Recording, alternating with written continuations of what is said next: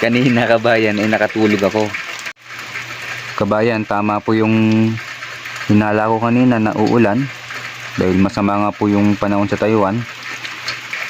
Ngayon nag-ayos na ako ng mga gamit para tayong preso dito kasi nasa kwarto lang tayo kabayan. Ngayon masarap ang buhay ng mag-isa rin na nakakalungkot kababayan kasi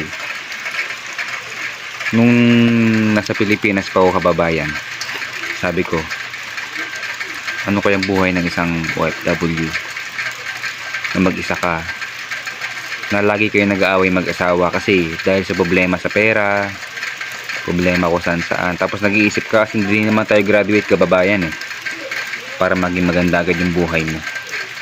Nasabihin natin na nag-business ka. Ako kabayan, nag-business ako barbecue, pero hindi naman namin pwesto yun. Oo, masarap yung timpla, masarap yung suka ko, maraming bumibili, kaso hindi masyado nag-click kababayan kasi nga yung pwesto ay hindi amin yun, kaya hindi naging permanente. Yun po ay panahon ng COVID kabayan, yung nag-business akong barbecue. Ngayon nung medyo humina-hina na kami, bumalik ako sa trabaho. Ngayon ang aking trabaho doon ay sa Balagtas ang ginagawang Tutuban to Malolos PNR kababayan. Doon ako pumasok sa isang kumpanya na subcon na Santa Clara at marami akong pinasukan doon, Neco at puro subcon pa mga kababayan. Isa po akong steelman doon at ang sumasahod lang kami ng halos 450. Ganun po kahirap kababayan. Tapos meron akong anak nung isa, panganay pa. Hanggang sa nangyari sa buhay ko, subukan ko kayang umalis ng ibang bansa at kung paano paraan kababayan. Kasi wala akong kalam-alam kung paano ang sistema.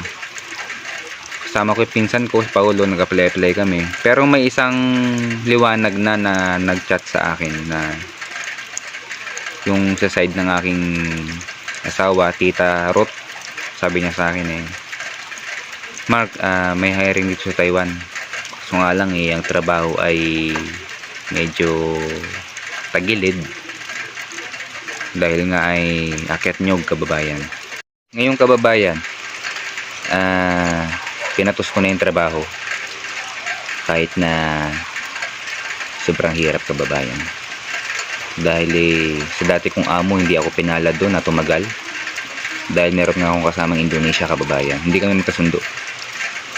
Tapos ang aming kwarto ay dikit pa, kaya nagpasya na ako na umalis na kasi talagang masama ang ugali kababayan ng kasama ko. Ngayon hanap ako ng ibang paraan para hindi makabalik ng Pilipinas kasi lilipat ka marami tayong naging kaibigan dito hanggang sa sabi ko ayoko umuwi at nasanay na ako sa trabaho. Inisip ko rin na magpalipat sa ibang kumpanya kagaya ng factory worker na dating target ko, pero hindi tayo pinalad kababayan kasi hindi ganun kadali at hindi ko pa alam yung pasikot-sikot mismo sa Taiwan, hanggang sa may nakilala kong isang Pilipina na nagrekomenda dito na nangangailangan yung isang amo. Kaso may problema din, 50-50 pa kung kukunin ba ako o hindi kababayan. Nagdasal ako, sabi ko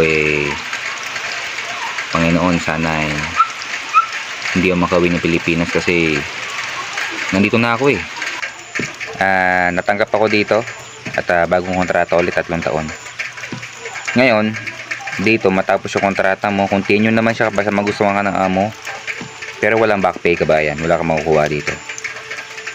Kailangan mo lang mag-ipon kasi nasa abroad ka hindi naman porket nasa abroad ka kababayan ay lahat dito ay yung masenso o lahat dito ay nakapag-ipon kababayan.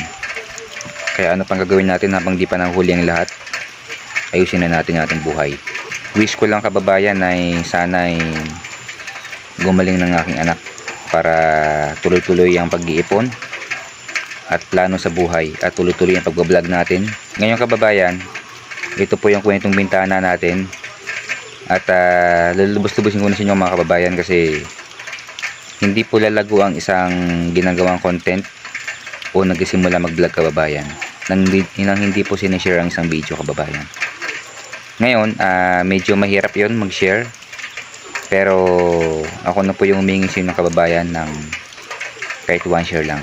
Maraming salamat kababayan, at God bless po sa inyo lahat. Happy Sunday, bless.